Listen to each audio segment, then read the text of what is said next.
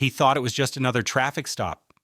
What he didn't know, the man in the suit carried the secret that would end his career. This is Fallen Stories, where injustice meets dignity and arrogance gets exposed. Subscribe now for more true lessons of power and justice. The Sacramento sky was burning orange as the sun slid down behind glass towers. Aaron Pierce loosened his tie, leaned back in the driver's seat, and tapped his fingers gently against the wheel. Smooth jazz whispered from the speakers, warm and steady. The faint smell of coffee still lingered in the car, mingling with the cooling leather. For Aaron, it was just another drive home. Then came the sirens. They cut through the evening like knives. Red and blue flashes bled across the rearview mirror. The hum of the engine was drowned out by a commanding wail. Aaron's eyes flicked up, calm, focused. He eased the sedan toward the curb, the tires crunching softly against gravel. The officer behind him thought this would be routine. He had no idea who he had just stopped. The patrol car braked hard. A door slammed. Out stepped Officer Brody Larkin, broad-shouldered, buzz-cut, his jaw locked tight as concrete. His boots struck the pavement with sharp, heavy thuds. Every step radiated arrogance, the kind worn by men who believed their uniform was a shield from consequence. He didn't walk. He stalked. License and registration. Now his voice was raw, like barked orders in a drill yard. No courtesy, no patience. Aaron nodded once, calm and deliberate. He reached toward the glove box, the faint click echoing in the silence, pulled out the papers, and placed them in Larkin's waiting hand. His movements were smooth, almost unnervingly so. Larkin snatched the documents from his hand like they were trash. His lip curled. "You know why I pulled you over?" Aaron's tone was steady, measured. "I can't say that I do, officer." "You blew through that red light," Larkin spat. "Didn't stop. Didn't even try. Thought nobody was watching, huh?" Aaron tilted his head slightly. "I stopped. But if that's how you saw it..." His words drifted, polite but firm. That calm answer rattled Larkin more than an argument ever could. Silence. The air smelled faintly of oil rising from the asphalt. Traffic lights blinked lazily in the distance. The city seemed to hold its breath. Larkin shoved the license into his pocket and leaned down toward the open window, his shadow swallowing Aaron's calm frame. "Out of the car." Now Aaron's brows lifted faintly. "Is there a reason?" "Don't ask me questions," Larkin snapped. His hand hovered near his weapon, fingers twitching like a threat. "Get out before I drag you out." Aaron exhaled, slow and steady. He opened the door, his polished shoes meeting the pavement with a muted thud. He stood tall, straightening his suit jacket. In the glow of the red traffic light, he looked more like a man ready for a courtroom than a suspect on the roadside. That image alone made Larkin's jaw tighten. "Hands on the hood." "Do it." "Faster." Aaron complied, his palms pressed against the warm metal, the surface still holding heat from the sun. Behind him, boots crunched again.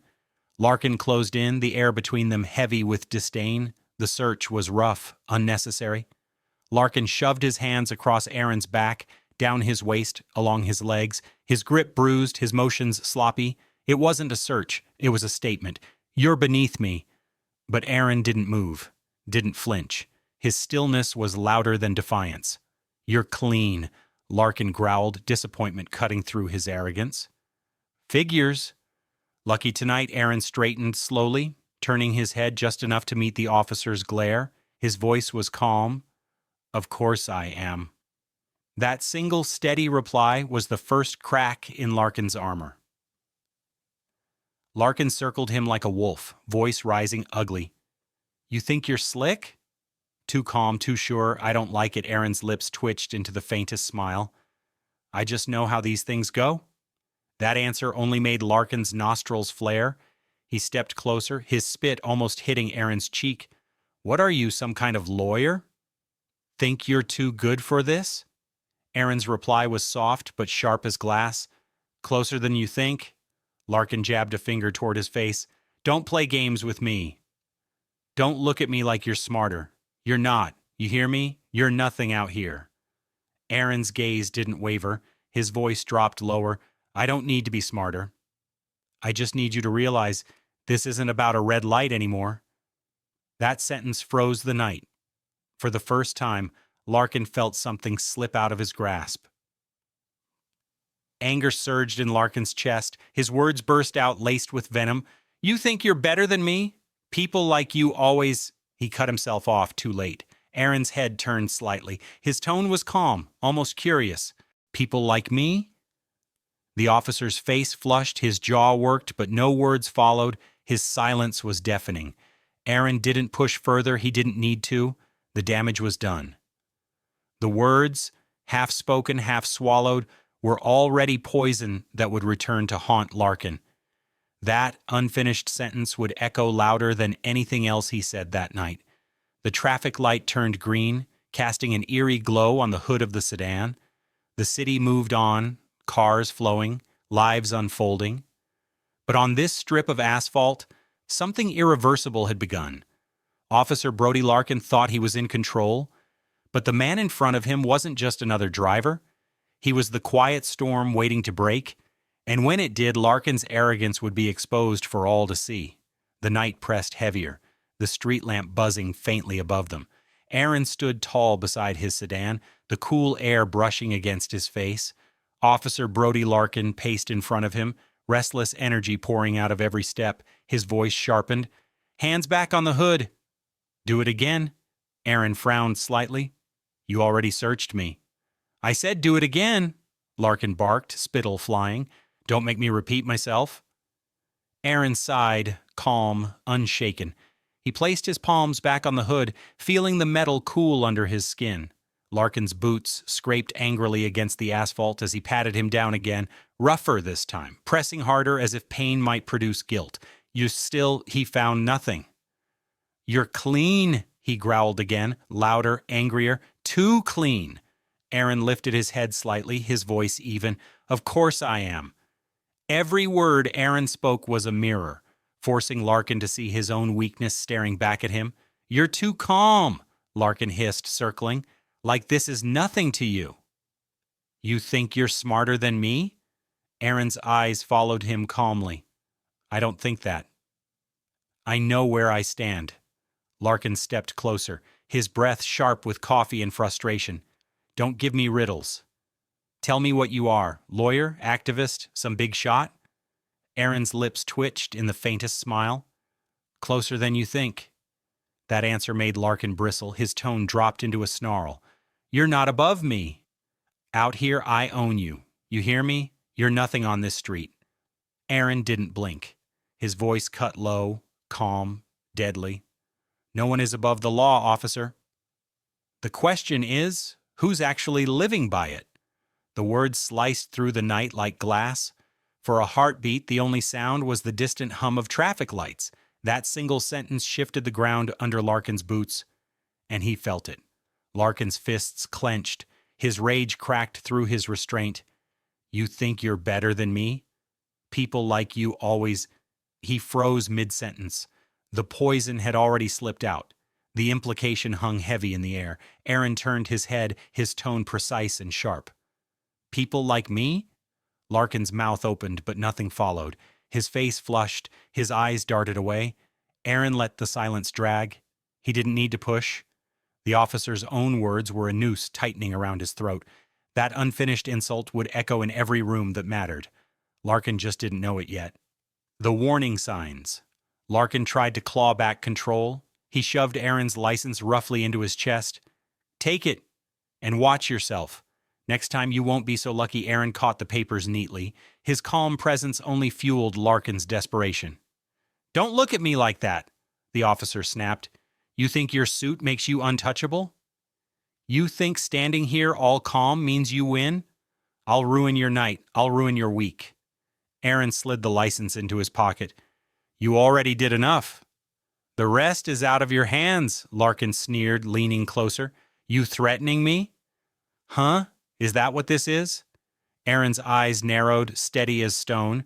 No, I'm just telling you the truth. And the truth was about to land like a hammer. Aaron's hand moved slowly toward his inner jacket pocket. Larkin stiffened instantly, his hand dropping to his holster. "Don't move! Don't even think about it." Aaron's voice was steady. "Relax, I'm not reaching for a weapon."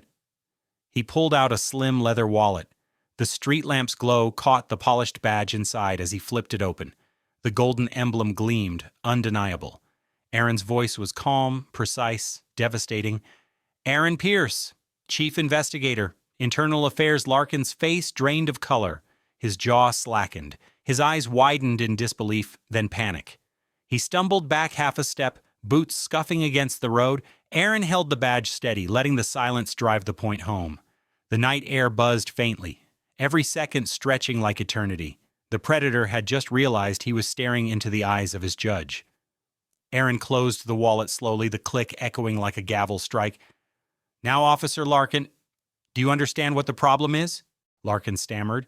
I didn't know." "That's the issue." Aaron cut him off, his tone sharp but calm. "You didn't care who I was. You assumed you could humiliate me. You assumed I was powerless. But assumptions don't erase evidence." The officer's chest heaved, his arrogance drained out, replaced by dread. Aaron's words pressed harder. "This isn't about a red light anymore. This is about the badge you wear. Is it a symbol of service or a weapon for your ego?" Larkin had no answer, only silence. For the first time, the officer's own badge felt heavier than his gun. Aaron stepped closer, his voice low but filled with thunder. "Here's what's going to happen. You'll remember this night. You'll remember every word. And soon enough, you'll see me again. Not as a driver on the roadside, but as the man deciding whether you keep that badge." He turned, opened his car door, and looked back once more. His words landed with the weight of finality. "Remember this. A badge doesn't put you above people. It makes you accountable to them." The sedan's engine hummed to life. Aaron drove away, taillights glowing red in the night until they disappeared into darkness. Brody Larkin stood frozen, exposed, humiliated. His authority shattered, his future already slipping away. Aaron Pierce had left the scene, but for Larkin, the reckoning was only beginning. Aaron Pierce's sedan disappeared into the Sacramento night, its taillights glowing like fading embers. Inside, jazz filled the cabin again, calm and steady. The same music as before, yet now it sounded sharper, like a prelude to justice. His hands were steady on the wheel. He knew the stop wasn't an end. It was the beginning. Back at the roadside, Officer Brody Larkin stood frozen, the taste of humiliation bitter on his tongue. His boots felt glued to the asphalt. He had barked orders, tried to dominate, and been reduced to silence by a badge brighter than his own. He thought it was over, but his reckoning had only begun. The next morning, fluorescent lights buzzed over the Internal Affairs office downtown. Aaron walked in crisp and calm, a slim leather folder tucked beneath his arm. The air smelled faintly of stale coffee and toner ink. Secretaries typed quickly, the rhythm of keys echoing through the halls. Aaron slid the folder onto his assistant's desk. "Open a case file." Officer Brody Larkin, evidence request, dash cam, body cam, comms log. "I want every angle." Her eyes widened. "From last night?" Aaron's gaze stayed steady. "Exactly." From last night, within hours, recordings landed in Aaron's inbox. The dash cam showed Aaron's sedan stopping fully at the red light. The body cam caught every insult, every shove, every half-spoken slur. The evidence didn't just reveal the truth, it exposed the arrogance. 3 days later, Brody Larkin was ordered to headquarters. His boots struck the linoleum floors with hollow echoes. Eyes followed him, cold, cutting. Whispers trailed in his wake. The swagger he once carried had melted into dread. Inside the conference room, Aaron was already waiting. Calm, papers stacked neatly. His presence made Larkin's throat tighten. "Aaron Pierce, Chief Investigator, Internal Affairs," Aaron introduced, though Larkin already knew. "Officer Larkin, we're here to discuss your conduct." Aaron slid a transcript across the table. His tone was steady, sharp. "The footage shows the stop was lawful. The audio records your words. People like you always... Do you care to explain?" Larkin's lips moved, but sound refused to follow. The words were etched in stone, unerasable. Aaron didn't raise his voice. He didn't need to. "You carried a badge." But what you carried into that stop wasn't justice. It was arrogance. You wanted to humiliate me. What you left was evidence. For the first time, Larkin felt the badge on his chest turn to lead. Suspension came swiftly. Hearings were scheduled. His reputation collapsed faster than he could chase it. The locker room whispers that once cheered him now cut him down. Officers avoided his gaze. The silence of his colleagues screamed louder than any reprimand. News spread beyond the precinct. The story leaked, and Larkin's arrogance became public shame. He was no longer the man barking orders. He was a warning, a headline, a fall from grace. Aaron didn't smile. He didn't gloat. He simply signed the paperwork, logged the evidence, and closed the folder, calm as he had been on the roadside. For him, justice was not about revenge. It was about exposure. For the first time, Larkin stood where countless others had, under the weight of judgment. Weeks later, Aaron drove through the same intersection. The light flicked yellow, then red. He stopped smoothly, the hood glowing under the signal's shine. Jazz played softly. His eyes flicked to the mirror. No sirens, no lights, just an empty stretch of road. He exhaled, a quiet release. Justice didn't erase the memory, but it proved something larger. Arrogance could be brought low, and dignity could stand tall. That night hadn't just defended Aaron, it defended everyone who might have been next. The board hearing was grim. The walls smelled of dust and old paper. Larkin stood stiff, voice cracking as he stumbled through hollow apologies. His words collapsed under the weight of the recordings played aloud, his threats, his insults, his arrogance laid bare. The decision came swift and merciless. Termination recommended. His career, once his crown, crumbled to ash. He walked out of headquarters, not as an officer, but as a man exposed, humiliated, stripped of the authority he had abused. Aaron didn't celebrate. He didn't need to. His vindication was in the truth revealed, in the justice served, in the dignity restored, because arrogance always humiliates itself. Evidence doesn't lie, and true justice doesn't roar. It reveals.